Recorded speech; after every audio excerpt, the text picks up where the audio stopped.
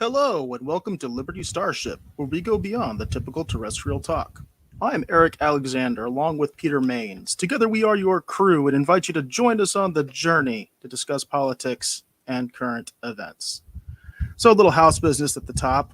Peter is not with me today, unfortunately, so I am going solo. We'll see how this works.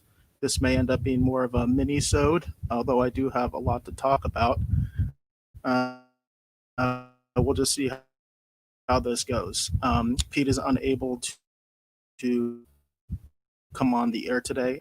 It does appear that he's feeling better, but he had some other issues this week that he's not able to come on. So I'm going to start a little bit light, go back to daily distraction. Daily distractions has a double meaning on this program. Sometimes I'm making fun of the media because of a headline, a misleading headline, or some sort of spin, that kind of a thing. But oftentimes, what I do is I put stories in here that I don't think will fit within the rest of the narrative of the show. Oh, Vivian Lawrence, thank you for the comment. Says nice show. Thank you very much. Appreciate that. So we're gonna start out with this daily distraction. So here we go. Um, we've actually done a lot of stuff on space and technology in our daily distractions because this show is called Liberty Starship, and therefore I think it does fit that part of the theme of the show. Okay, so here we go. We have an article from the Business Insider. Headline reads: A U.S. Air Force F-16 pilot just battled AI in 5 simulated dogfights, and the machine emerged victorious every time. So, for those of you that are eagerly awaiting the apocalypse, the AI apocalypse, this appears to be another step in that direction. This is pretty interesting. I'm actually not someone who's against AI in it by any means. I do think AI presents some interesting challenges that, quite frankly, I'm not sure science fiction even grapples with correctly. I don't know if the Skynet scenario is exactly what we're looking at. Um, I have some other concerns with something like this. So what's interesting about this article is what they did was they simulated a World War II style dogfight between an AI and an F-16 pilot.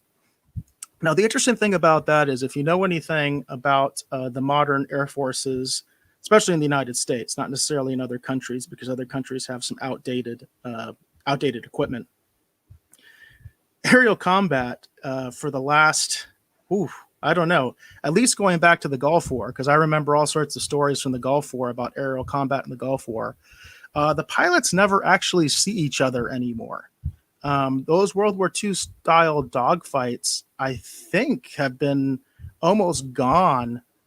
I want to say all the way back to Vietnam. I don't quote me on that, but I know for sure that during the Gulf War, because I actually studied that quite a bit, some of the aerial combat during the first Gulf War in the 90s, the early 90s. Most of the pilots, they never saw each other. They were shooting from long distances. And in this particular simulation, what they did was they did a World War II style dogfight. And the article mentions they actually gave the AI an advantage in this scenario. They are going to try to do a real test at some point where they're going to have somebody actually in the air fighting a drone, I assume with simulated weapons, to actually kind of put this into practice beyond a simulation within the next year. But it is interesting that the whole idea of autonomous drones, I think, is interesting to begin with because it really brings up some ethical problems when it comes to especially the deployment of weapons. If an AI is going to decide when to shoot, and there's all sorts of issues there about the morality of a machine, quote unquote, defending itself because a machine doesn't have value above a human life. At least I hope we all agree on that. So this is an interesting step forward. It's a little bit misleading. As I said, the article specifies that this was a World War II style dogfight, which quite frankly, those don't happen anymore. But it is interesting because apparently this is the first time this has happened where the AI was able to beat a real pilot. But again, it was a scenario that was meant to actually assist the AI in achieving this victory. Interestingly enough, apparently the human pilot wasn't able to score one hit on the AI. So it's interesting. And as we talk about AI and we talk about things like drones, especially autonomous drones, in in warfare, this is something that's going to become more and more prominent over time, and people are going to be talking about this more and more. And I thought it was interesting to bring up in the broadcast. Again, we are Liberty Starship, so I sometimes like to bring in some of that kind of a sci-fi theme. We do have some it's not breaking news necessarily, but some news briefs. So I thought I would delve into that a little bit. First off, I wanted to talk about this rumor out of North Korea. So let me see if I can bring up that article for you. I do apologize. I am a one-man show today, so I have to get these articles up myself, and there's no one else to talk for me and tap dance while I'm trying to do this. So I'm doing producer and host duties today. All right, so we keep hearing these rumors out of North Korea. This is a New York Post article. It says Kim Jong-un reportedly in a coma as his sister Kim Yo-jong takes control. And I apologize if I'm butchering the pronunciation there. I don't know. Should I be apologizing about butchering the pronunciation of dictators? That's an ethical and moral question right there, isn't it? Anyway, the point is there is another report, and this is apparently attributed to the South Korean intelligence agency, where they're saying that possibly Kim Jong-un is in another coma. And I say another coma because we've gotten reports like this quite a bit over the last couple months. In fact, there was a report recently that he was dead. A report that, by the way, I follow some different sources, actual reporters based in South Korea, and they were sort of debunking that story almost right away. I haven't heard any more than what I'm hearing here about what's going on, but the context is interesting. So the context is that Kim Yo-jong, Kim Jong-un's sister, has been slowly given more power within the government of North Korea. And so there's all sorts of speculation as to why. And one of the things that this article brings up is a lot of the speculation is that because Kim Jong-un is in poor health, that he needs to step away from the day-to-day running of the country. And also, there's some speculation that what he's doing is trying to insulate himself from criticism. In other words, he needs not necessarily a fall guy, although I could see that scenario myself, but he needs someone to be able to share the responsibility of some of the decisions he's making when there's all sorts of reports that he's in poor health.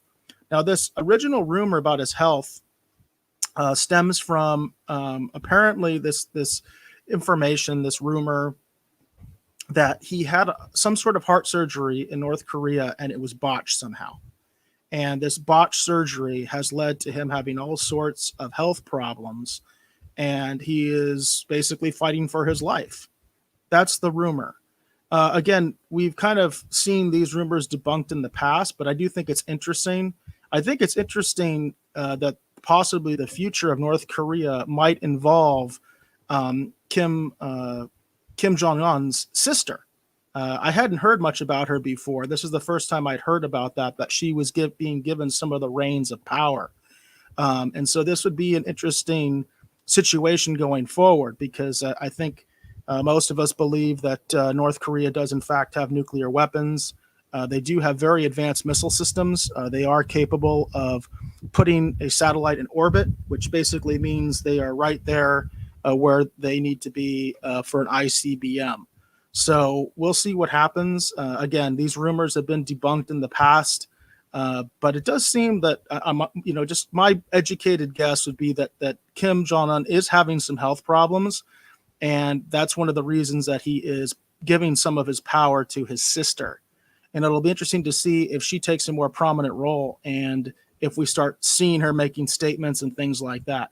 It's always North Korea is always weird because it's called the Hermit Kingdom for a reason, and that's because we get so little information out of that country. So we'll see if she starts to take a more prominent role, and we actually see her making comments publicly and become sort of the face of the nation, if you will, especially if it's true that her brother is ill. So that's one of our news briefs there. I think I have one more. Actually, yes, I do have one more.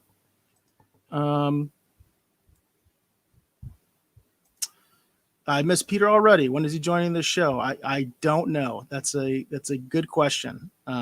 So he has some issues to attend to, and he's not available today. We're actually talking about doing some format changes as well. So we'll see how that goes. But yes, I miss Pete as well. So let me see here. I got another news brief I wanted to talk about here, which is about the Republican National Convention. I figured that I at least should say something about that because, well, why not, right? So this is a BBC News article. RNC 2020, Republican Party Convention nominates Trump, and here's the full schedule. So I've been looking at the schedule of the Republican National Convention, and there were some names that stood out to me, and I thought I would kind of mention them here. So on the first night, actually, my understanding is Donald Trump has actually already addressed the convention. I didn't watch it, but my understanding was he actually addressed it during the roll call. I saw a little bit of it on Twitter. So apparently, one of the interesting things is Trump is apparently going to be speaking at some form or another every night. And I know a lot of people have been talking about the fact that it seems like his entire family is speaking as well. But tonight, Senator Tim Scott is speaking. He is, of course, the sole Black Republican in the Senate. And he's also someone who has been working on some of the federal police reforms. I believe much of what Trump did in his executive order on police reform came at least in consultation with Tim Scott. That's my understanding. So he's going to be talking. Nikki Haley is going to be talking, which is kind of interesting because you'll hear all sorts of weird rumors about how she feels about the administration. But Nikki Haley is supposed to be talking tonight. Andrew Pollock is supposed to be talking. Which is very interesting to me about Andrew Pollock talking. His daughter was killed in the Parkland, Florida school shootings, and he's going to be talking. I assume, well, I don't know. I don't know if he's going to be talking about gun violence, gun control, those kind of things. We'll have to see. On Tuesday, one of the things that, of course, stands out to me the most is Rand Paul. Senator Rand Paul is going to be talking on Tuesday, and I am quite excited about that. I have to be honest, I didn't see very much of the Democratic National Convention. I did see most of former Vice President Joe Biden's speech, but I didn't really see a lot of it. I was doing other things and running around, and looks like I might be doing a lot of that actually for the Republican convention as well. But I am very interested to see what Rand Paul has to say. Wednesday, it looks like the Vice President and his wife are going to be talking. Thursday, Senate Majority Leader Mitch McConnell is going to be talking. So it'll be interesting. Again, the thing that I'm probably looking forward to the most is to see what Rand has to say. And I'm happy that Rand is getting a primetime speaking slot. For those that don't know, obviously, if you can see on my avatar, I am a Ron Paul supporter. I was a Ron Paul supporter during his presidential run. And one of the things that irks me to no end is that Ron Paul was not given a primetime speaking slot at the Republican National Convention, nor was he allowed to be nominated from the floor. There was a controversy I saw because there were people that were nominating Bernie Sanders during the Democratic National Convention, and people were like, "What's up with that? Why are they nominating Sanders?" Well, it's a symbolic gesture, right? It's basically a way to say, "Hey, we acknowledge your supporters. We acknowledge your what you've done." And of course, they gave Bernie Sanders a primetime speaking slot. But in the case of Ron Paul, that didn't happen when he was running against Mitt Romney. And I'll personally never forgive Mitt Romney for doing that, for excluding Ron Paul from being nominated from the floor. That's a rule change that he made, by the way. That's my understanding, is Mitt Romney made a rule change during the convention that would not allow Ron Paul to be nominated from the floor. And then in the next election cycle, when Trump was the nominee, Romney was advocating for a change in the rules so that they could try to nominate Ted Cruz. I don't know if people remember that, but there was this movement to see if they could nominate Ted Cruz and sort of steal the convention. Absolutely happened. And I wish people would remember that about Mitt Romney. I think people today have a very short memory of things, and that's unfortunate. That's very very unfortunate. All right, so I think that's pretty much it for my news briefs. I'm pretty much into my main topics now. So let me go ahead and get that banner down. And let's see. Where should we start? Where should we start? Well, let's start with Sweden. Let's start with Sweden versus masks. I thought this was an interesting story. So, for anybody who's followed us for any length of time, or even if you're new, it's worth obviously mentioning. I've been an advocate of masks before the medical community, at least in the United States, was. I was advocating for the wearing of masks. You can look on our past episodes on either of our formats, Twitter, Facebook, or YouTube. I did a whole segment about masks, citing a Wired article that was really well written, and it had cited all sorts of scientific studies showing the effectiveness of masks with airborne, in reducing flu-like illnesses and infection with flu-like illnesses. And I am an advocate of masks for personal use. I am not an advocate of mandating masks for general use. I just want to make that clear. I don't try to impose those kind of opinions on other people, especially, when we're talking about just the casual citizen walking around. I would say it's a good idea for them to wear masks. I would also say private businesses absolutely can require you to wear masks. I would say different divisions of government can require you to wear masks in public buildings. I don't have a problem with that, but I do have a problem with general mask mandates for the general public under, the threat of imprisonment, fines, imprisonment, but where we're basically using the power of the state and we're using coercion to make people wear masks. That's where I draw the line. But I don't claim to be an expert just because I read some articles about this and they seem to make sense. Again, the article I read cited many scientific studies that showed some of the effectiveness of masks. But unlike a lot of other formats and a lot of other shows, I am willing to show you the other side. And, Sweden was in the news quite a bit when the pandemic first started hitting because of their unique approach to the pandemic. And, for lack of a better term, people have used it, basically equated it to herd immunity. That Sweden did not implement extensive shutdowns. What they did was they limited groups of over 50. So basically, if you had a party or a group of over 50, they eliminated that. They did ban that. But otherwise, they basically kept everything open and kept things business as usual, other than behavior. So what Sweden did was they emphasized a change in behavior in terms of being physically distant. By the way, I hate the term social distance because I think it's really a loaded term and it's a bad term, because what we're really talking about is physical distance. We shouldn't be talking about social distance. You should still be communicating with people, especially now because there's people that are afraid. There's all sorts of other things going on, which I'm going to be getting into. We're going to be talking about some of the riots and things like that. But people shouldn't be socially distanced. They just need to be physically distant, right? That's the idea, is they need to have physical distance. So this article from the New York Post, it says, Sweden's disease expert says just wearing face masks could be very dangerous.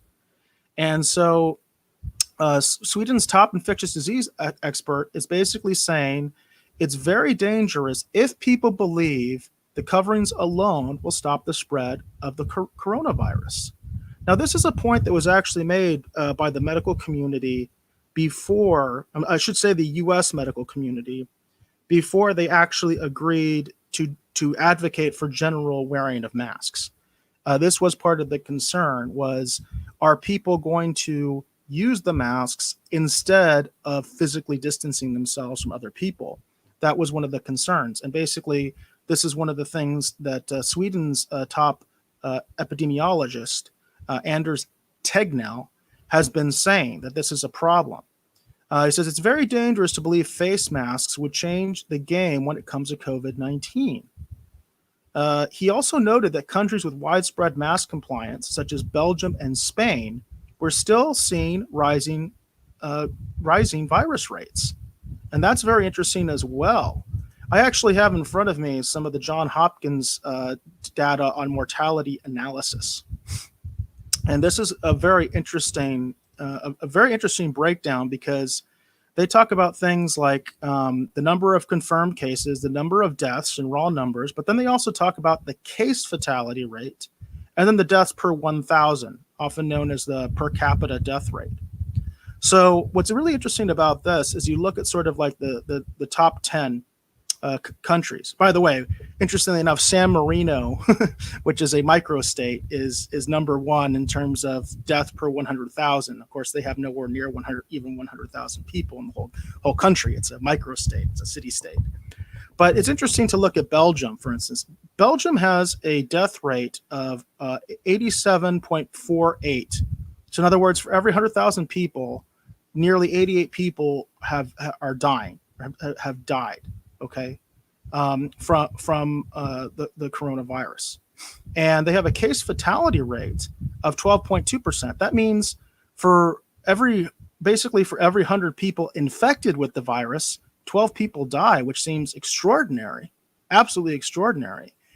By comparison, the United States, the case fatality rate is for the United States is only 3.1%, which is actually pretty low compared to most of the industrialized world. It's very interesting because to me, the case fatality rate is an indication of how well your healthcare infrastructure is dealing with the crisis. For contrast, the United Kingdom has a case fatality rate of 12.7%, meaning almost 13 out of 100 people infected with the virus die. And then you have Italy with 13.7, which means 14 people for every 100 infected are dying.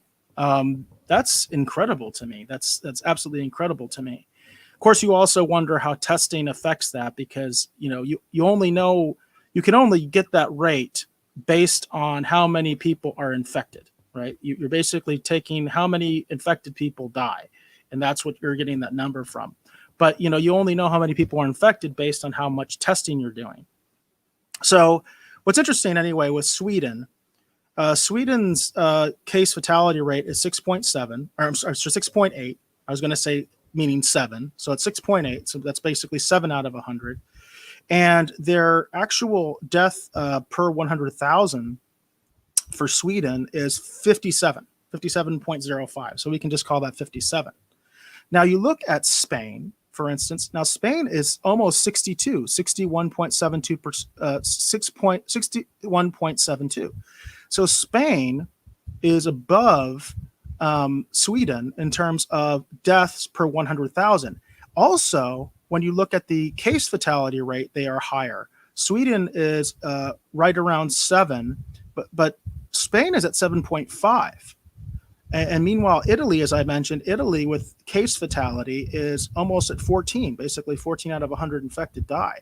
And their per capita death rate is almost 59% compared with Sweden's 58%. That's not a huge difference, but it is a difference. And we can talk about the fact that testing can affect this. Sometimes the numbers are, they're not quite correct because of testing, lack of testing, that kind of a thing. But this is interesting, and this is definitely something to consider. I didn't realize how bad it was in Belgium. I did hear a lot about the United Kingdom and how much their per capita rate was. Spain and Italy obviously have been in the news. All of them lead the United States, by the way, which is interesting. And we're not talking about the raw number of deaths. We're just talking about, first of all, the infection rate. We're really talking about the death rate here. We're not talking about the infection rate. We're talking about the per capita death rate and then also the case fatality rate. In other words, the case fatality rate being an indication of really how the healthcare system of these different countries are responding. That's a really interesting thing. So that again, I think it's important to bring the other side of these kind of arguments, especially when you have somebody. I mean, because there's so many people that say that they're experts on this thing, And let's face it, one thing that I'm going to say is that you really have to be careful of anyone saying they're an expert on a novel virus. This is a novel virus. It's still a novel virus. We have had months to study it, but it is still very much a novel virus. And I have another article here from Market Watch. So that says, you know, experts around the world cannot agree on whether the right approach is to open up schools, scale back lockdown, and wear masks. Scientists are in agreement that it will take months before it is clear which country had the right approach. And I want to say that again. Scientists are in agreement that it will take months before it is clear which country had the right approach. And we're talking specifically about Sweden and their unique approach to the crisis, often touted as herd immunity. You know, I agree with that statement. I think that the jury is out, and we still need more data before we truly know which approach is the best one and which one is the most effective one. Because we can see by the numbers I was talking to you about, Belgium, Spain, Italy, all these places that have instituted very draconian measures against the virus have not done as well in coping with it as Sweden. And you always wonder, why is that? Why is that? And I think the answer is the jury is still out, folks. We do not know. And when you hear people say that they definitively know one way or the other, they don't. Nobody does. And that's one of the problems with so many so-called experts is they're making educated guess. You know, they're making an educated guess. That's the way the scientific method actually works. You know, you make a hypothesis. A hypothesis is just an educated guess. And you have to go through a lot of testing. You have to go through a lot of peer review, all those kind of things before you know what actually is going on. And let's not forget that there is a political component to this. That's one of the reasons I'm talking about it. There's obviously a political component to what's going on with the health crisis. And I would go so far as to say, you know, I've said this, I think the lockdowns have directly resulted, you know, they're directly connected to all the unrest we're seeing in the United States with Black Lives Matters and, you know, police reform and all those kinds of things. I think it's absolutely related to the lockdowns because I think we created a powder keg situation. We basically made a situation where people were really on edge and fearful, and it wasn't going to take much to make that powder keg explode.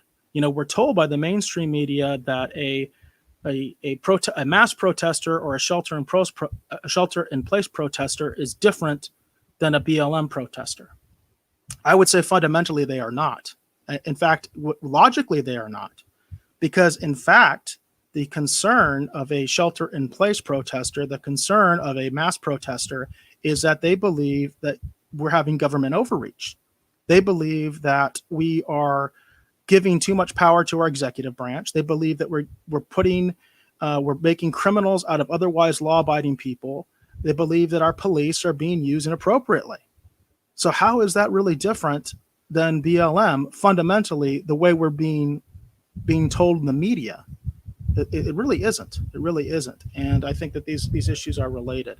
So again, my final thing to say about Sweden is that the jury is still out, but I did want to present that because I'm all about being willing to present the other side, even though I am someone who advocates for masks myself in my personal life and to friends and family, and I wear masks in my personal life. So I've been on the last show I talked about how I've been really concerned about Portland. I lived in Portland for a time when I was much younger. I attended the University of Portland.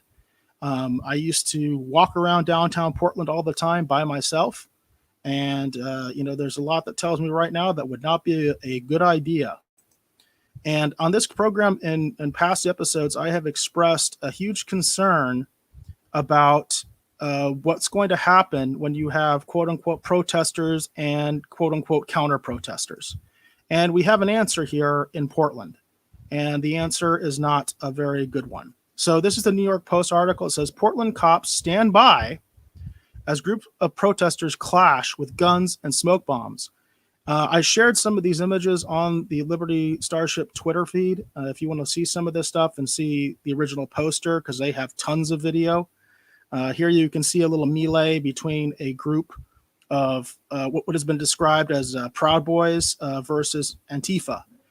By the way, there was some reporting that I heard that in terms of the different sides, it wasn't just the Proud Boys. There was another group called Troops for Trump, and then there was a Blue Lives Matters group. And the Blue Lives Matters group was just there to do basically just to do a protest to support the police. And my understanding is the Troops for Trump and the Proud Boys came out to form some sort of a skirmish line to quote unquote protect the Blue Lives Matters people from the Antifa folks, which, it's not just Antifa, it's anarchists, it's Black Lives Matters. They're all working together in collusion. You've got multiple groups that are supposedly working together, but you had the same thing on the other side. That's my understanding, is it was Proud Boys, Troops for Trump, and this Blue Lives Matters group. And the Blue Lives Matters group, for the most part, was basically peaceful and just sitting there trying to do their thing. And then the Proud Boys and the Troops for Trump were trying to confront, or counter the, Antifa and BLM folks in this melee that happened. And this has been one of my concerns from the beginning of all this, is what's going to happen as we see this more and more. Now, I live in Arizona, and we have had armed groups in my neighborhood that have been trying to protect local businesses from looting and from riots, because in my own community, we had rioting and looting, and our police department really responded quite ineptly. So this is going to become more and more of a concern. And, speaking of inept responses, well, this is the response from Portland police. It says Portland police stood by for more than 2 hours Saturday as alt-right and anti-police protesters faced off with guns, smoke bombs, and even liquid-filled condoms during the 86th consecutive day of unrest in the Oregon City. 86 days. Ridiculous. Ridiculous are allowing this, in my opinion. The melee broke out as about 100 far-right activists, including members of the Proud Boys, staged a Back the Blue rally in front of the I am terrible at pronouncing things, but basically in front of the County Justice Center.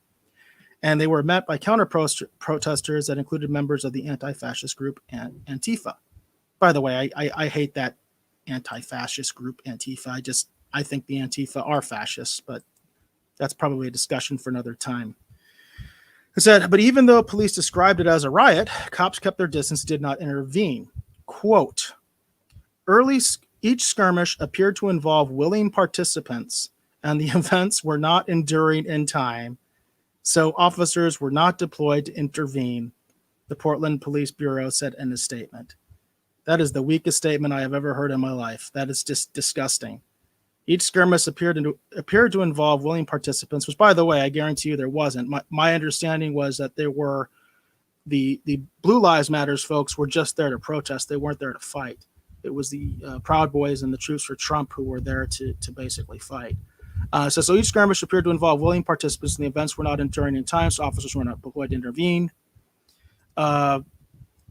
Portland Police Bureau members have been the focus of over 80 days of violent actions directed at the police, which is a major consideration for determining if police resources are necessary to interject between two groups with individuals who appear to be willingly engaging in physical confrontations for short durations.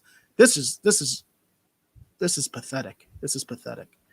While the activity in the group met the definition of a riot, Portland Police Bureau did not declare one because there were not adequate police resources available to address such a declaration. Now, that's an interesting statement right there.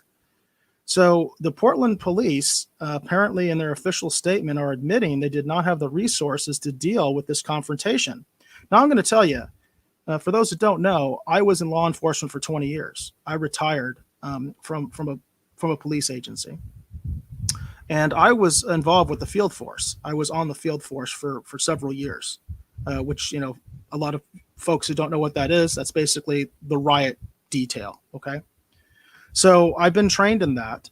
Most officers have some basic training in that in the academy, but I was trained in that specifically because I was a member of the field force. And we were deployed twice that I remember where we were deployed. And the reason we were deployed, I want people to understand this. The reason they deployed us in both instances was because we had two protesting groups. And one of the protesting groups was pro, and I don't want to say pro law enforcement. For anybody that's familiar with Arizona, things can get complicated here because we had a situation here with Sheriff Joe Arpaio where he was involved in some very controversial immigration enforcement, okay, where he was using local police, county police for immigration enforcement. So we had a group that we used to call the Pro Joes. We had a very vocal group of people that were, very adamant in supporting Sheriff Joe Arpaio. Okay, we had that group, and you could say they were pro law enforcement. I mean, you could kind of say that. But then on the other side, you had a bunch of folks that believed that what Sheriff Joe Arpaio was doing was overstep. That it was. I disagreed with it, obviously, and they didn't believe that deputies should be enforcing immigration laws. That's the bottom line. It's a pretty simple argument. They didn't believe that the deputies should be doing that. They thought it was a bad idea. And we had a lot of controversy between those two groups. And specifically, I remember going to one protest that was specifically about that issue. But then we had another event that had nothing to do with immigration. It had nothing to do with immigration, had nothing to do with law enforcement, had nothing to do with anything. It was a large event.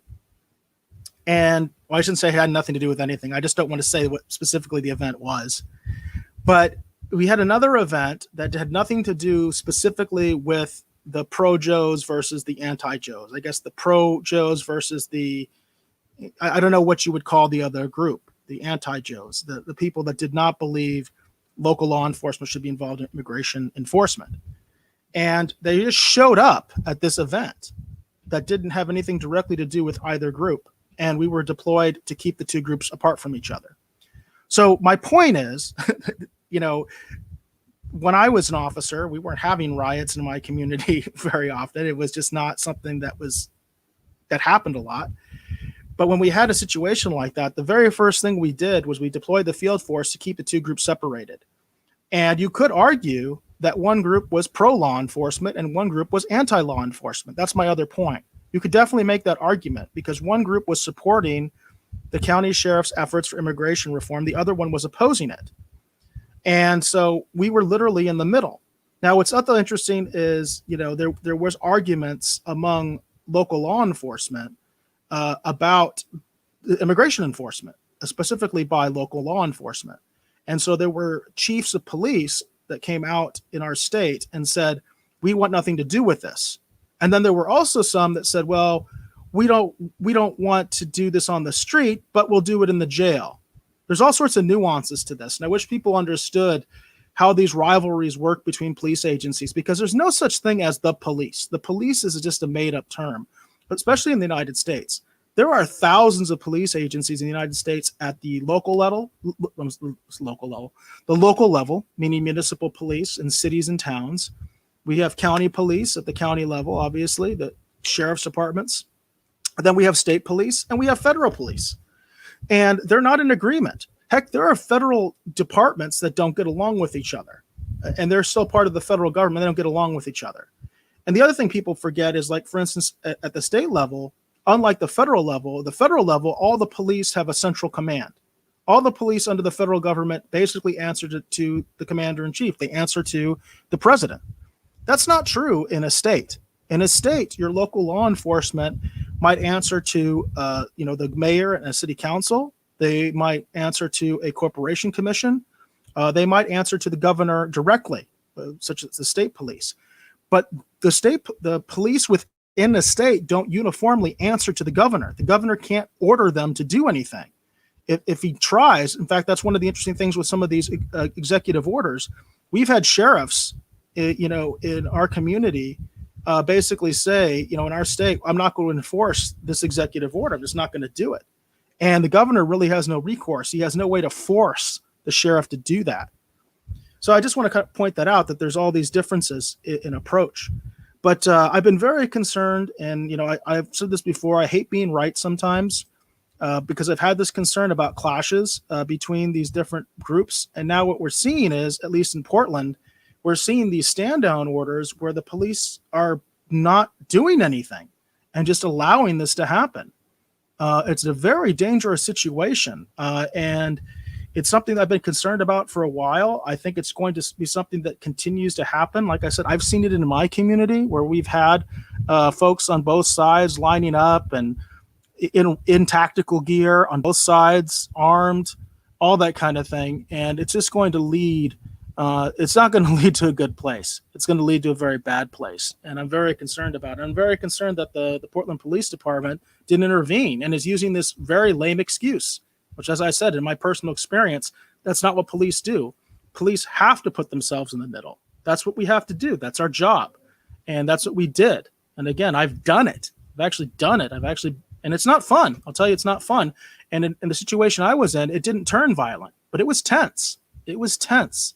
It's not, if you've ever been on a line like that, it's not a pleasant experience. It really is not. I have to tell you, I really feel for the officers right now that are dealing with these violent clashes and having to deal with these protesters. But apparently in Portland, they've decided they're just not going to deal with it and let the people fight amongst themselves. It's a terrible situation.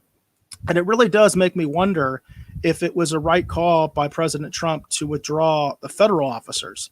We talked about that on a previous episode of the program, and I had concerns with it. But I'll tell you, hindsight's 2020, and once you see the results, I don't know. I think maybe the president should have kept those federal officers in Portland and not allowed that narrative of secret police and all these other bizarre things that came out of that. Because look at the result. I mean, you have to look at results. Results matter, right? Results matter. And in this case, we've seen what happened. We were sort of given assurances that the state would replace the federal officers. That's the agreement that I saw when Trump basically pulled out the Homeland Security officers. That basically was an agreement that, okay, the state will take this up. The state police will take up their role, protecting federal buildings, things like that, which perhaps they are, but clearly they're not involved in keeping order within the city. The situation is just terrible. I think it's just terrible. And it's the rule of the mob, and it's a terrible thing. And it really breaks my heart because I did actually live in Portland. And I used to go around there all the time by myself and never gave it a second thought.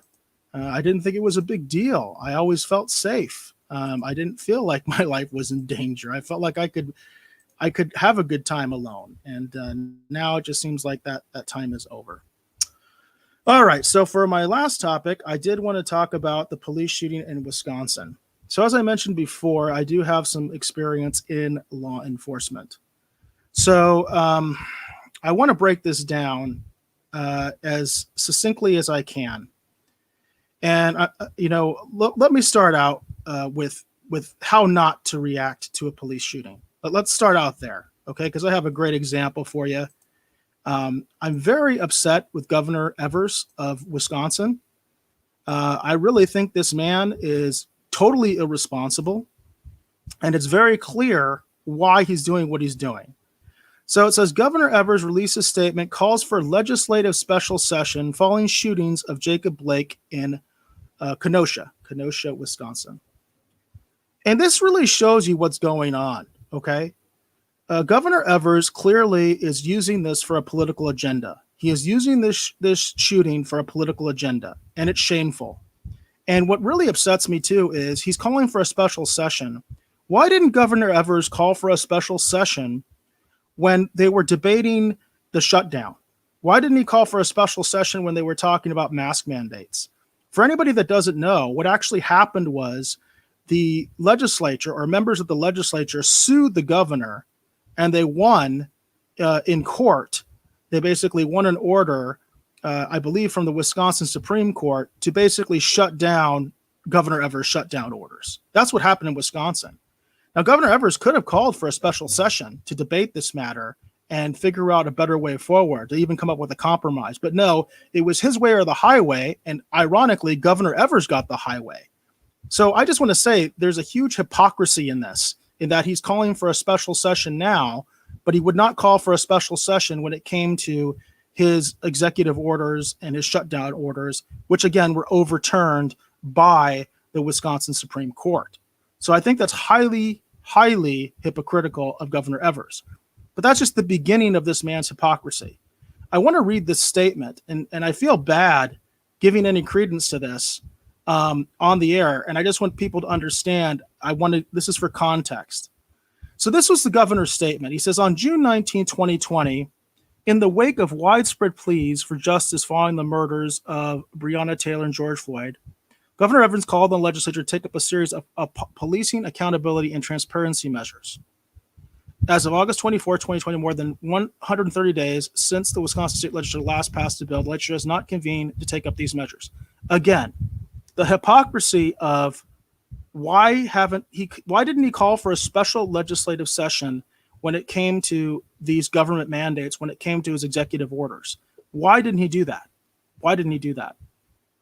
But especially his statement on the shooting is really what I want to talk about, because I want to break down how a police shooting is supposed to work and what's actually happening.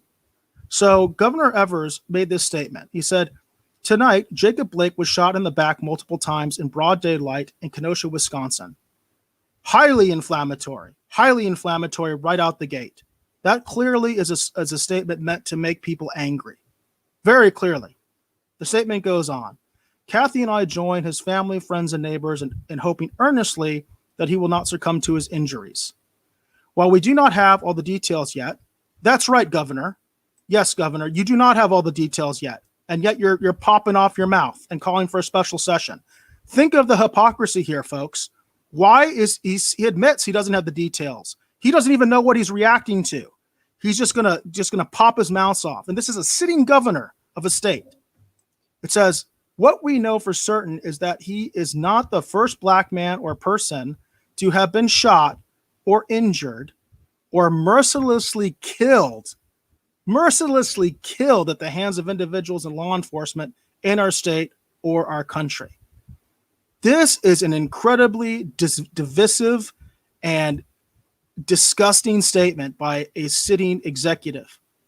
I understand that technically speaking, the governor does not have direct authority over the Kenosha Police Department. That's generally the way it works. The governors do not have direct control over local police departments. But symbolically, the governor is considered the chief executive. That means he is the top cop in your state. He or she is the one responsible for enforcing the laws of your state. That's the idea, right? That's the idea anywhere. They share that responsibility with mayors, county commissioners, however other systems you have in your state, but they're responsible for that. And for him to make this inflammatory statement that completely, by the way, this completely contaminates the jury pool. If this is later determined to be a bad shoot, don't you think defense lawyers can use this? I would. If I was a defense lawyer, I would totally use this statement to show that this man was very prejudicial. And I would ask for a change of venue. I don't even know how that works, because I would have to ask for a change of venue out of the state. It's just disgusting that a sitting governor would make these kind of statements. It really irks me. It really irks me, and it makes me emotional and upset. And even though I waited, it just makes me very upset that these kind of irresponsible comments are made by a sitting governor. And Governor Evers, you really have failed your state. You failed your community. You failed the country. You probably failed the world, because I'm sure you're being quoted all over the place with these irresponsible, terrible comments where you don't even know what you're talking about. Because I know your governor. I mean, I know what Governor Evers' background is. I know that his background is education. Education is very important at the state level. Very, very important. There's nothing wrong with him being someone that comes from a background of education. But when you need to know what you're not good at. And Evers has no experience in law enforcement. He has no experience on any side of it. He has no experience as a police officer. He has no experience as a prosecutor. He has no experience as a defense attorney. He has no experience as a litigant, as far as I know. In other words, he hasn't been involved in a case where he was charged wrongfully or rightly. He doesn't have any expertise in this situation that he's talking about at all. Well, I do. I do have some expertise. I have actually been involved in a shooting as a shooter, and I have actually investigated a shooting as the primary officer. So I do know what I'm talking about. And yet, I myself, who I would consider myself an expert, especially compared to this person, especially compared to Governor Evers, I absolutely am an expert on this subject matter.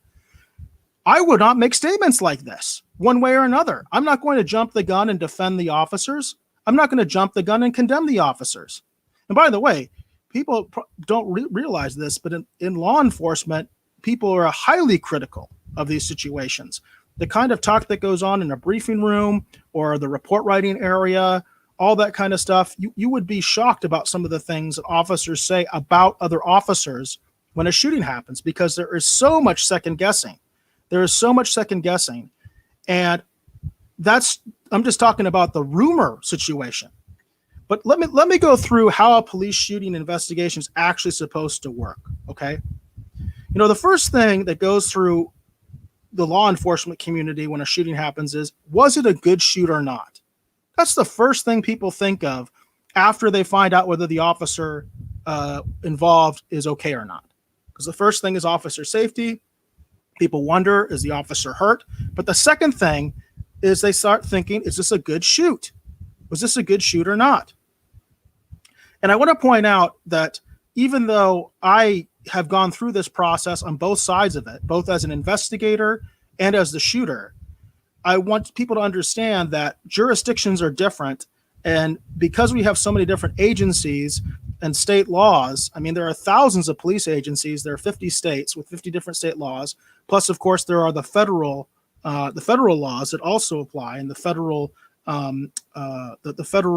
precedents within the Superior Court that also define use of force situations and things like that.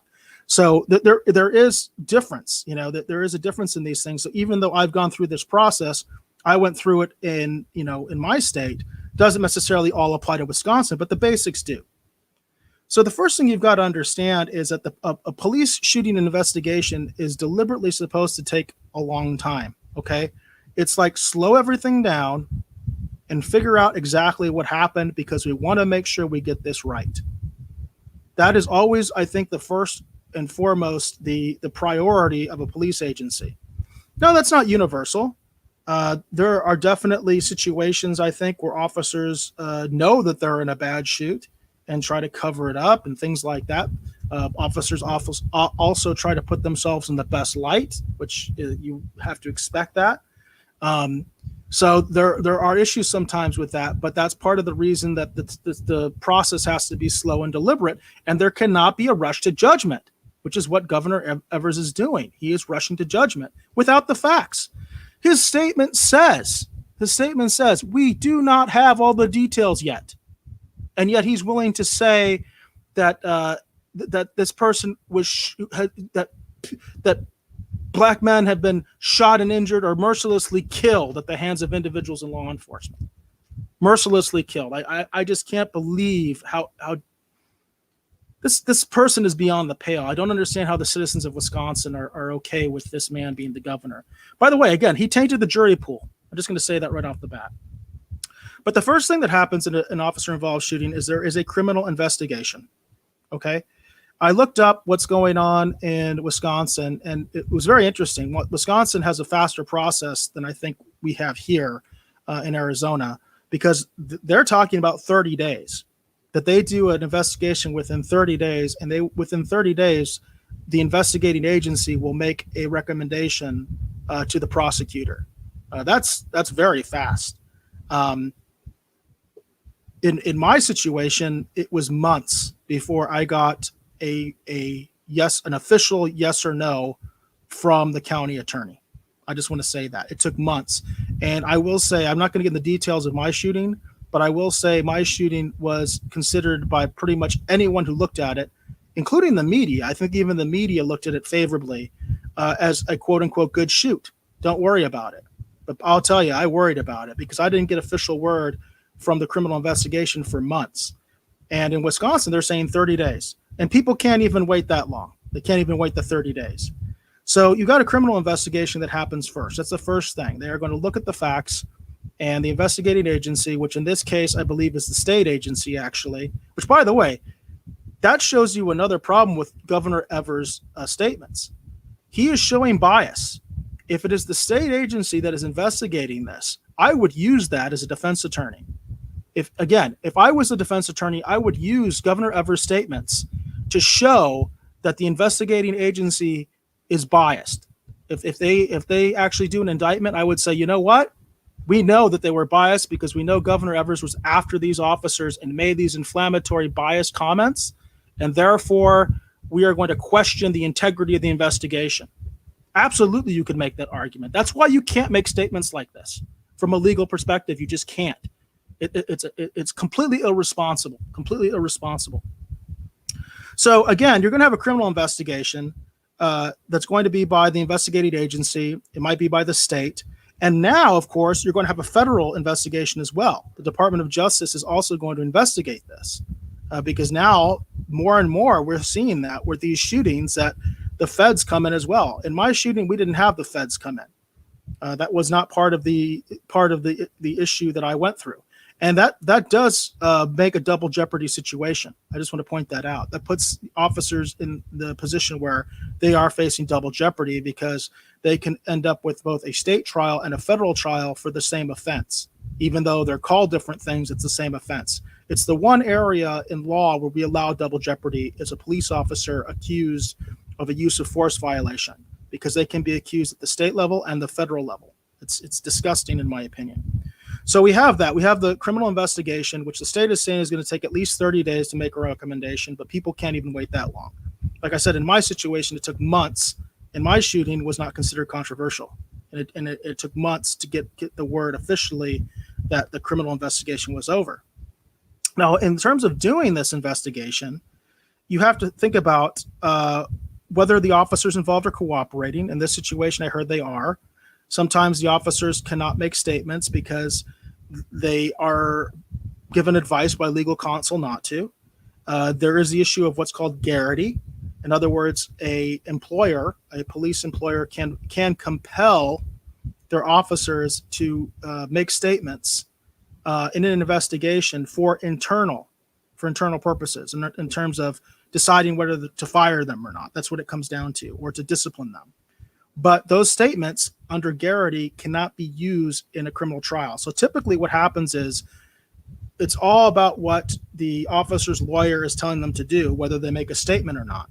If you don't have any statements, then it makes it really difficult to figure out what's going on. And this does happen sometimes. And then you really have to piece things together.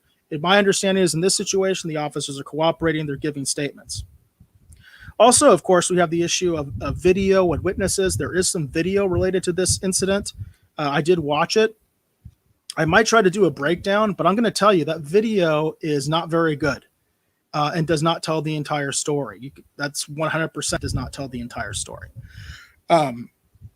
So I would be curious. So video is something where people think, oh, well, that's incontrovertible. No, it's not. I can tell you, I have watched the video and I have issues with the video quality already because I saw something that may or may not be there. I'll just put it that way. I watched the video. I actually froze some of the images and I saw something that may or may not be there and may actually be key to this case. But that's kind of information that we're going to get later. Obviously, witnesses are important. You need to talk to witnesses to see what they saw. But witnesses, I'll tell you, witnesses are some of the worst evidence you can have. Witnesses are great for juries. Juries love witnesses, but witness testimony is sometimes just incredibly unreliable from an actual objective investigative standpoint. I'm just telling you from my experience. So then after you put all that together, which takes time to, there might be more video, by the way. These officers, I don't know if they had body cameras or not. But there might be more video, other people. So you got to collect that. You got to go to the witnesses. You got to look at the physical evidence. It takes time, folks. It takes time to figure that all out. And again, the officers are cooperating. So what you're also going to do is compare their statements to that other evidence. So you're going to compare their statements to what the witnesses say, to what's on the video, to the physical evidence. You're going to compare all those things together, and it takes time to do that. It takes time to do that, folks. It takes time. Now, after that's all done, one way or another, they're going to decide to either prosecute these officers or not. And by the way, that's every officer-involved shooting always starts as a criminal investigation. I just can't emphasize that enough, and how irresponsible Ever's comments are. They're just totally irresponsible because he is botching that. But after that, you're going to have an internal investigation. And that can involve internal affairs. It can involve a board of inquiry, some sort of commission, in terms of a civilian review board. In my case, we have an internal affairs division in my department. They were doing the investigation, but we also had a board of inquiry, which I'll tell you was extremely intense, by the way. But I'll tell you right now, I didn't feel like I was represented. I didn't feel like I was represented at all. And so you might have that situation where they're basically looking at internal policy violations, training. They look at, did you follow your training? Are there training issues? All those kinds of things happen in the internal investigation. So you can have any sort of outcome out of that. You can lose your job because they said you violated policy, even though you didn't violate the law. That happens, folks. That does happen. It happens quite frequently in use of force cases, where a department will say, you know what, you didn't violate the law, but you violated policy, you're out, or you're suspended, or you're demoted, or whatever. All sorts of outcomes can come out of a internal investigation. It's extremely stressful. And this will typically happen months after the criminal investigation because of garrity. Because of garrity, usually the internal investigation is going to happen way after, because for the internal investigation, officers can be compelled to speak. So during the internal investigation, it's going to be, that's why it's usually separate from the criminal investigation. Then after that, you're probably going to have a civil lawsuit. That's almost a given in a shooting situation. I was sued, and I know what that process was like, and it was horrendous, very stressful, totally without merit, by the way. It would actually, it didn't get to the point of being dismissed. In my situation, the lawyer, if you can believe this, the lawyer of the suspect in my shooting actually dropped his client once the attorney on my side presented his case. That's the sort of the discovery process that happens in a court case, where basically everybody puts on the table what they have. And, you have these depositions in a civil lawsuit, and the one side will show the other side, well, this is what I got.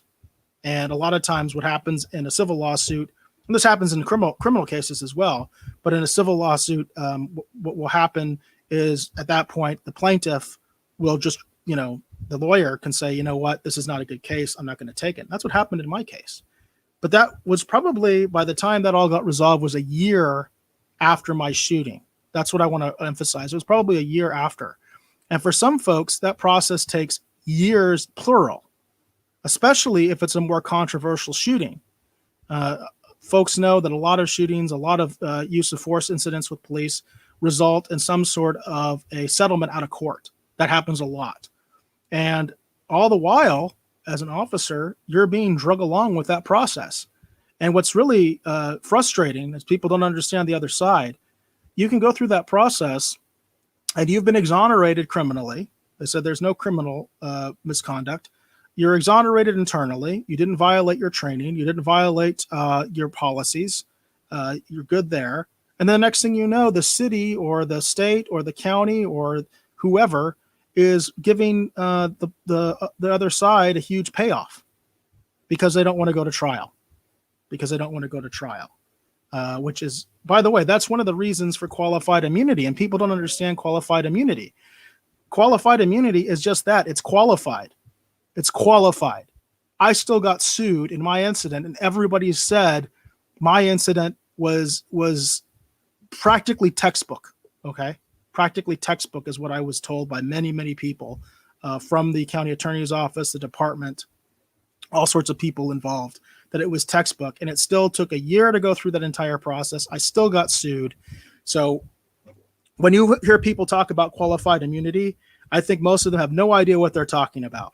Qualified immunity is just that. It's qualified. It doesn't mean that you are immune and that you cannot be sued because I have been sued. And I was right. I was sued and I was right, and the process showed that. So I just kind of wanted to break that down in a nutshell. I'm going over my hour. I don't think I even have anybody viewing at this point, but I wanted to give that breakdown. It upsets me that, here I am, somebody with all this experience. I can give you some insight, but then the person who gets all the attention is Governor Evers, and he gets to just say whatever he wants when he knows nothing about this subject. He doesn't know how the system works. He obviously doesn't believe in innocent until proven guilty. He has contaminated the jury pool, and he has compromised this investigation. Once again, it is completely unacceptable if a state agency is investigating this. This statement is an indication of bias. It's an indication of bias. It's an indication that this investigation is not independent. And the governor has shown he has a political agenda, and he is tying this shooting into his political agenda. Again, special legislative session. He couldn't be bothered to do one for COVID. No. Governor Evers couldn't do a special session for the COVID issues. He couldn't do that because that would be giving up power. But he sees a crisis. Never let a crisis go to waste. That's the old saying. Never let a crisis go to waste. So he sees a potentially controversial shooting, and immediately he jumps on it. And I'm telling you, what he's done is completely unethical, and it is completely detrimental to the investigation of the shooting, whether it's good or bad. And I haven't gotten into whether it's good or bad or not. I don't think that there's enough information to say whether it's a good or a bad shoot. But again, you can't give the state agency the 30 days. Like I said, in my shooting, it took months before I was cleared criminally, officially. They're saying in this investigation that they're going to take 30 days to make a recommendation to the prosecutor. The governor can't wait that 30 days, and he just showed bias. He just showed that the state has bias in this case, because the state agency is ultimately answerable to him. And I would use that if I was a defense attorney. I would absolutely use that. So for those of you that actually believe in police reform and actually think that police need to be held more accountable, this is not the way to do it. These kind of statements show bias, and absolutely a defense attorney will use them. They will absolutely use them. This is a political game, and Evers is using this situation to advance his political agenda, period. I believe that sincerely and wholeheartedly. Well, that's going to be about it for today. I'm going just over the hour, and for myself, for Peter Maines and myself, Eric Alexander, you folks, you all keep flying free.